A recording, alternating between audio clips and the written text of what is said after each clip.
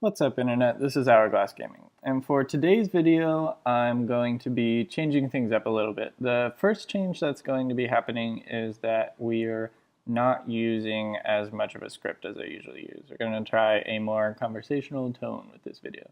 So at the end, let me know how you think it goes, and if you prefer it, then we'll keep doing things this way. The other change that's happening in today's video is that we're doing some PC gameplay. I have been playing a game recently called Verdun, which is on the PC and it's set in the First World War. And I've really been enjoying it, so I wanted to make a video about it. Verdun is a game that centers around trench warfare, and there's very few automatic weapons or even semi-automatic weapons. Basically, almost everybody runs around with a bolt-action rifle, which makes for some really interesting gameplay. Another really interesting aspect of the game is that it really encourages team-based gameplay with its squad system. Squads are made up of 4 players, each of whom has their own class. So when you're choosing to get into a game, you pick what squad and class you want to be in, and then based on that and where that squad is in the game and what map they're playing on, that's how you get dropped into a game. There can't be more than one class in each squad, so you only get one of each archetype per squad. But the equipment that's available to squads isn't particularly set in stone. For example, the early level machine gunner still has a bolt-action rifle, and he also has a semi-automatic pistol. So if you're an early level machine gunner, you're going to be using a rifle at range, and then when you get in close, you're going to be using the pistol. So the classes, even though you might get locked into something you don't expect or particularly desire to play, they're pretty freeform and they don't necessarily indicate exactly what kind of class you're going to be playing. You can also request to switch classes with another member of your squad. So if you get something that you're not comfortable with or that you're not enjoying, then you can always ask a squad mate if you can switch with them. Teamwork is also worked into the mechanics of the game and largely hinges around the squad's NCO. NCOs have a command aura that gives class benefits based on each member's role. So there's motivation to stick with your sergeant, and thus you end up moving around as a squad a lot more than you might if that hadn't been the case. The NCO can also issue attack orders that give the squad bonuses for moving to specific locations on the map. So if you want your squad to attack a specific section of trench line, then you can say attack here, and your squad members will get specific bonuses for their class when they're within a certain range of that attack order.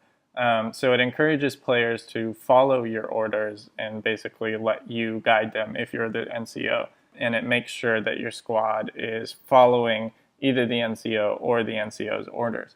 It's a simple and effective way for the game to try and encourage squad-based combat, and it's surprising that other games that are attempting to encourage teamwork haven't implemented similar things. Another element that promotes squad-based gameplay is that the squad as a whole is equipped for any situation. However, the individual is not. So if you're playing the standard German infantry squad, then there's an NCO, a sniper, a machine gunner, and a grenadier.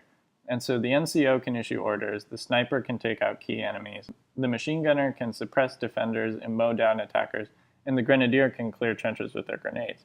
So as a squad, you have equipment for every situation, but as an individual, if you're the sniper, you just have a rifle. And if you're the machine gunner, then you just have a machine gun. As individuals, you don't have all the equipment you need to effectively defend and clear trenches. So that also is another factor that encourages squad gameplay. In general, NCOs seem like a neglected class. I've often jumped into games where there would be 3 members of the squad and no one's playing the NCO. And I think this is just because they don't have the same killing potential as other classes do. At low level, they have binoculars and a pistol, so you're severely hindered in how many kills you can get with those, which I think discourages people from playing them. You can, however, call in mortar and gas strikes. These have mixed effect. Mortars are sometimes useful, but most often they don't help at all and are more visually interesting. Gas can be beneficial in both offense and defense, but it seems to hinder both teams pretty equally. To operate in gas, you need to put on a gas mask, which will prevent you from dying in the gas, but severely hinders your vision.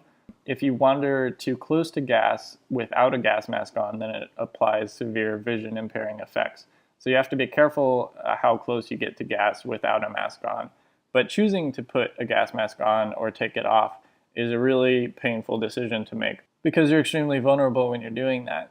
I've often chosen to put my gas mask on or take it off at the wrong time, and then I get killed while I'm fumbling around with it. So it's a really painful decision to make, and it's a tricky dynamic that the game adds in. Communication in the game is pretty simple because action will usually happen on the right or left flank, and you don't need to worry about enemies coming from behind you. When you're defending or if you're attacking, you can say the enemy's coming on the right, or attack the right, or attack the left, and it's an easy way to communicate with your team. So it's fairly easy to direct the flow of combat if your team is communicating and cooperating at all.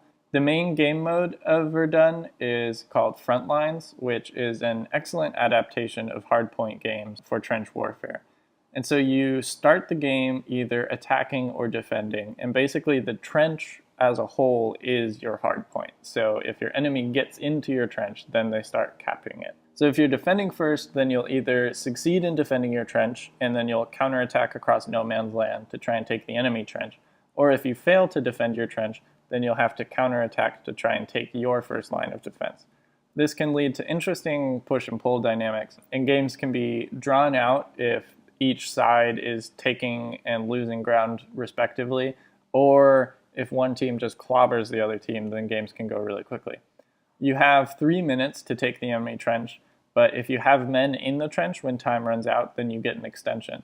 So attacks can also be drawn out if you can keep a steady supply of men getting to the trench, which encourages aggressive gameplay even though the game is exceptionally brutal. One thing to note is that you will die a lot. Being an attacker, you have to run across no man's land. You're exposed and there isn't much cover, and your enemy has a really good sense of where you are because you're always coming from the front. And then even if you make it to enemy trenches, in close quarters the chances of you dying are exceptionally high. It's very difficult to win any 2-on-1s just because you're almost always using a bolt-action rifle. And so chaining together those shots and getting consistent kills before somebody kills you is really difficult. Going on a kill streak is really hard even if you're defending, and it's even rarer as an attacker. Despite this, I still thought the game was really fun. It might seem kind of hypocritical because I did a video last week about how slow Battlefield was and about how I was dying all the time and I didn't enjoy it. But this game, the pacing, I think, is different and still a lot of fun. You know, it's not Titanfall. You're not going to be flying through the air. There aren't robots and giants and things exploding all over the place. But it's a lot of fun to just try and run across no man's land. It feels really good to succeed in getting across no man's land and jumping into the enemy trench and feeling that safety of being in a trench and then saying, all right, like now I have to clear this trench out. And then you start moving through the trench and trying to take out enemies. And it's a lot of fun, even though you spend most of the time just getting shot in the face with no warning. So this game is still in beta. It's still kind of glitchy, and there's a lot of aspects to it that are unpolished. It's not a AAA title. It's an independent developer, so the graphics aren't particularly nice. But it's a lot of fun, and the First World War is a really interesting period in warfare. I think it's really interesting, and it's been seriously neglected in video games. So it's exciting to see someone engage it. So if you're interested, Verdun is $20 on Steam. It's still in pre-release, but I recommend giving them your money. It's an excellent game, and I've really been enjoying it. But what do you guys think? Would you like to see more PC gameplay, and would you like to see more Verdun gameplay? Do you think trench warfare is an interesting setting for a first-person shooter, or do you think everyone running around with bolt-action rifles just sounds really boring? Let me know in the comments below. As always, if you'd like to see more gameplay and commentary, don't forget to like and subscribe. Thanks for watching, and I'll see you next time.